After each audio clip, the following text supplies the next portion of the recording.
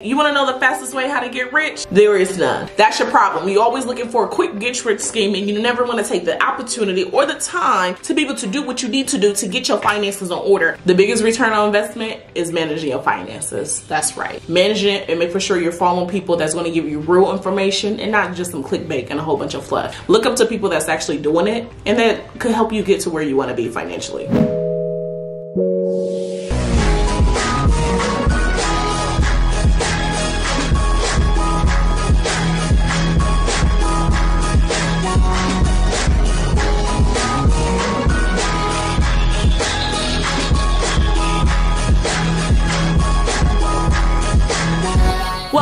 Welcome to Your Success Stories. I am your girl Nika Johnson and I am going to help you get there. I'm a credit coach and budgeting expert and I help people take control of their money, baby.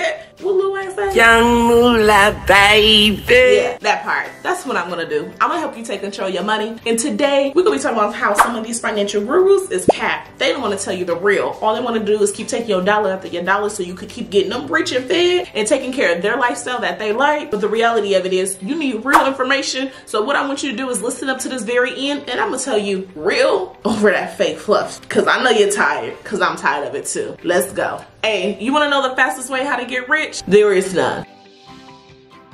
That's your problem. You're always looking for a quick get rich scheme and you never want to take the opportunity or the time to be able to do what you need to do to get your finances on order. You know what is a scam? Is you still confused about money. This is why you need to listen up, because you still confused about money, you still confused about your finances, and you still goddamn confused on why your credit and finance is so goddamn important, and this is why you are where you at. You ever want to be poor? Look, this is something I always tell people. Being broke isn't a choice, but saying there is. So that's like being poor. It's a choice at that point. You broke and you poor. That's two things. You shouldn't even be out here dating if you got both of those. But the reality is, let's get back on topic. How can you be broke and poor? Poor sometimes is passing over opportunities repeatedly. You keep passing up over opportunities. So I'm gonna tell you, there's no such thing as get rich quick scheme. Why? Because it's garbage.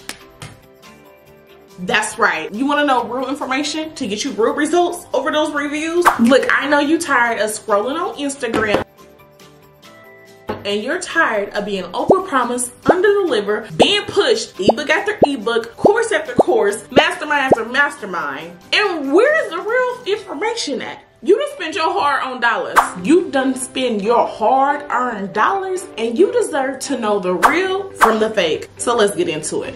Look, we ain't gonna say no names, but you ever heard somebody say, don't use credit cards? What? That's the most silliest dumb thing that I ever heard. Is you silly or you stupid or both? Credit cards are a gold mine. Credit cards is amazing. Credit cards save you money. Credit cards is the key to wealth. But no, all jokes aside, credit cards. I love a good credit card. Y'all know I love my Southwest Airlines credit card. I put everything on my credit cards because I'm gonna get at least 1% back at minimum. But I'm able to rack up my points, put all my bills on my credit card each month. I'm getting points off of money that I will already spent. And what does that do? Those convert into dollars and how I'm able to travel for free.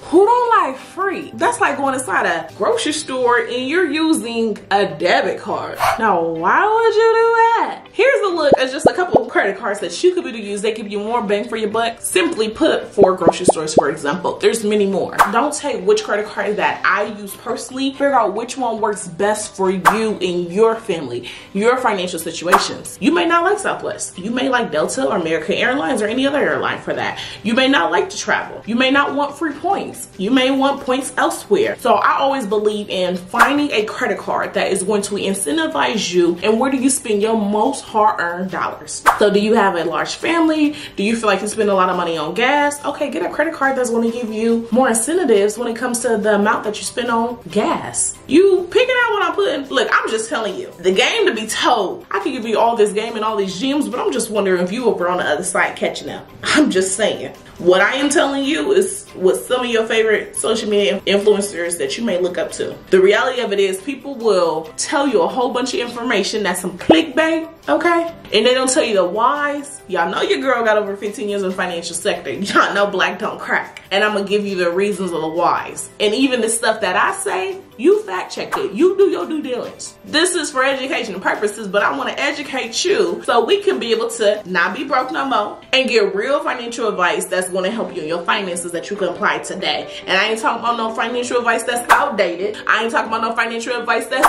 old. I'm not talking about something that is an old play, but what is a new play, a current play, the things that you could play right now and quit playing around with your finances.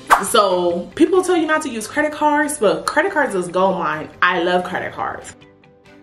Don't be scared of a credit card. You need to be scared of yourself. Simply put, be scared of yourself. It's not the credit cards that's going out there swipe, swipe, swipe by itself. It's you. You out there using your credit card like it's free money, and it's not. Guess what? You gotta pay that money back. I don't care if it's 0% interest or not. Quit biting off more than you can chew. 2, folks will tell you to file bankruptcy. Why? You file bankruptcy because you did not want to pay money back that you owe. But if your homegirl, baby mama, cousin, sister Tracy borrows some money from you, you gonna want that money back? You don't like when people borrow money from you and don't pay it back, but you doing the same thing. Make it make sense? I'm confused because the math not mathing. I don't know. But while you're at it, make sure you like, you comment, and subscribe, and turn on your post notifications. Show your girl some love. But essentially, my thing is, if you're going to file bankruptcy, use it as a last chance, a last resort. Don't just be out here filing bankruptcy to be filing bankruptcy, okay? So if you're going to file bankruptcy, you need to understand, why did you get yourself in that position? How did you get to this space of having maxed out credit cards, having so much debt, and what is that relationship? What was your money behaviors? Because see, one thing is, I'm gonna keep it real with y'all. When it comes to bankruptcy, I feel like people file bankruptcy and then a few years later, they find themselves wanting to file again. Now you done filed 2 bankruptcies and you got a bump load of negative items off your credit report and you're blaming everybody else, but you don't look yourself in the mirror and take a glance of accountability and seeing it's not a people problem, it's a you problem. You don't know how to manage your finances. You don't know your relationship with money. You're spending money that you don't have, and you choose not to go sit on the other side of a couch and go talk to someone to identify them troubles deep down rooted in, to really realize whatever it is, if you're the bully, low self-esteem, people pleaser, overpromise, it's you. But how did you get yourself in that situation to feeling that you need to file bankruptcy? Because guess what? If you don't understand your relationship with money and you filed bankruptcy once, you're going to put yourself back in there. You ever find someone that paid off all their debt, did a debt consolidation, and then they max out their credit cards again? Because they are not understanding what they are doing or how they got in it. They keep finding themselves in this rabbit hole rat race. Look, I ain't telling you to file bankruptcy. I'm not telling you not to file bankruptcy. What I am telling you is some of the things that you are choosing to file bankruptcy for is very petty. You could take the time and you could pay it back. Pick up a side job. Pick up 3 if you got to. Get a side hustle. But take the necessary discipline because it's so much more rewarding. Now, I can understand if it's a buttload of debt that you have. And I'm talking about hundreds of thousands of dollars. And I'm not talking about no couple. Look, I done heard people filing bankruptcy for $10,000, $20,000. That is ridiculous. Get yourself out this hole and stay out of the hole. 3, some of your favorite financial gurus will tell you invest, invest, invest, invest, and you shouldn't save. Now, how the hell are you going to invest and you have debt and you're trying to get out of debt? Because investing is a risk, and investing could cause you more debt. So my reality of it is that you should save and have some type of a nest account, and then to be able to start investing. But the reality of it is you can't predict the future. You could try to plan for it the best as you can. Life be life and God be God, and something always come up one way or another. But if you truly are focusing on paying off debt, you don't want to keep incurring more debt. So my thing is, 3 types of savings that you should always have is emergency funds. A simple put, lowest minimum amount I always say is $1,000. That's going to cover the unexpected, right? Medical, job reduction of income, something like that. That $1,000, right? Then you're going to have 3 months of your livelihood expenses put up, and then try to work your way to 6. I know 6 is kind of far stretched, but I'm just putting it out there. Don't be cussing me. No, hey, now. I'm just telling you. Again, always want to make for sure that you're protecting yourself at the end of the day, because you are working a 9 to 5. If you're a solo entrepreneur or whatever the case may be, you ain't gonna go work for free. Always pay yourself first. Don't go work a 9 to 5 and don't pay yourself first. Don't be working in your business and not paying yourself first, because at the end of the day, your job, you can lose it. Your business, you may not get no customers. They may not pay them invoices. Or let's say you got into a car accident, you're sick, you're out of work, or whatever the case may be. What are you going to do? The reality of it is always to save, to give you that peace of mind. You cannot sleep at night going from check to check. That ain't that's not a way of life, and that's not thriving. You shouldn't always be in the space of always trying to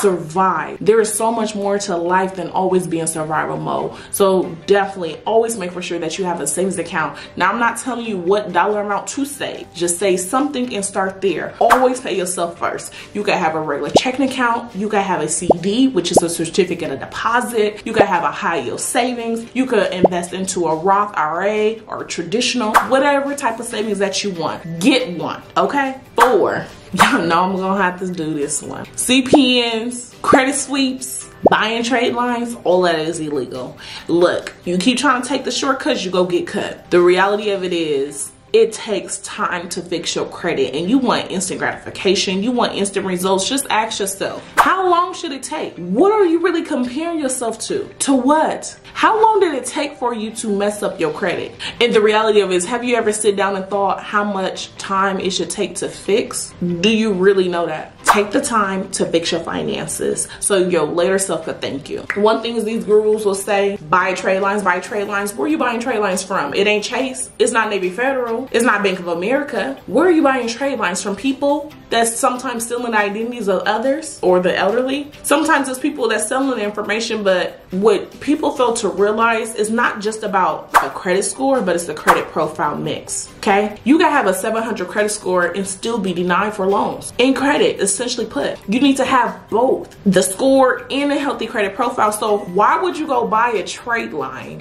for a temporary, not even, I'm gonna call it a fix, because you're trying to put a band-aid over a wound that's bleeding deep. So why would you go buy a trade line for 3 months to have some positive accounts reporting, but you got nothing but collections accounts charged off, late payments, a whole bunch of hard inquiries? How the hell do you think that's gonna really help your credit? See, people be looking at this small fraction of, oh, I got hard inquiries, I want to remove my hard inquiries, but you forget all these late payments. How about you pay your bills on time? If you want your credit fixed, how about you pay it? Y'all want to know a credit hack? No, look, come in. Y'all want to know a credit hack? Pay them people. That's it. Pay them people. I had someone said, okay, I got a whole bunch of debt, which was primarily credit cards. I have the money, but I don't know what to do. Why the hell are you continuously wasting money? Because that interest occurs daily. Or better yet, people fail to realize these credit card companies are banks, basically. They're backed by banks. They will sue y'all.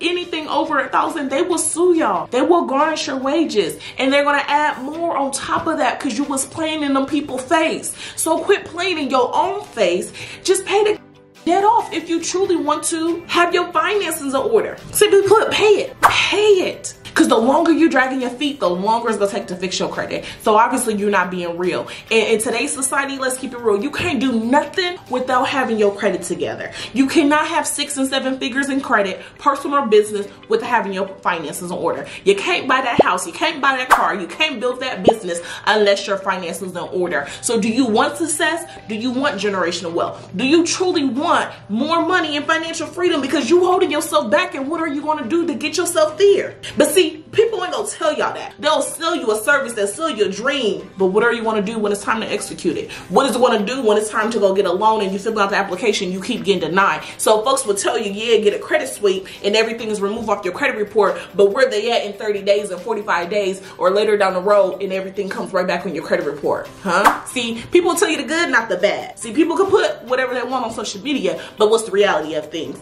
The thing is, you need to get your finances in order. You cannot afford not to get your finances in order. It's gotta work. It's going to work, but you gotta do the work for it to work. You like that wordplay? Ooh, that's a bar. I should have been a rapper. All right, let me get back. 5, quit being lazy using Cash App, Venmo, and Zelle. Okay, stop. Get a merchant account. Get some merchant funding. Build your business, a reputation in these relationships for your business. But simply put, quit being lazy because you don't want these processing fees. I do not do business with people that way. Because guess what? Even then, I need to make for sure if I need to do a chargeback or something illegally, no, let me contact my bank. The reality of it is, quit being lazy. That's it. That's all. But if y'all want the best financial advice, get out of debt, stay out of debt. Quit swiping your credit cards more than you could be able to borrow and pay back. If you're liking this video, if you're liking this content, I need y'all to do me a favor. Go ahead and make sure you like it, comment, and subscribe, and turn on your post notifications. But back to the thing at hand, how do you want to get out of debt? It starts with you. The national average interest rate on a credit card is about 20%. You know what's the best investment of how to save 20%? Pay it off completely, honestly. Like, all jokes aside, pay it off. When you pay off your debt, it's give you so much power. The biggest return on investment is managing your finances. That's right. Managing it and make for sure you're following people that's going to give you real information and not just some clickbait and a whole bunch of fluff. Look up to people that's actually doing it and that could help you get to where you want to be financially. Now, and another thing before we close out of here, you do not have to be debt free. That's right. You do not have to be debt free. There's a such thing as good debt and bad debt. Why is it when the poor people use credit, it's called debt, but when the rich and wealthy use it, it's called leverage? Now, one thing I am going to say, don't add to it, get out of it, okay? So y'all know what I want y'all to do is learn how to manage your debt so you can leverage it so you could be on the other side of wealth. All right, well, listen to the fake and listen to the real. Do me a favor, comment below and let me know how you enjoyed this video. And before I get out of here, I just got one question for you. Is that in your budget? See you later.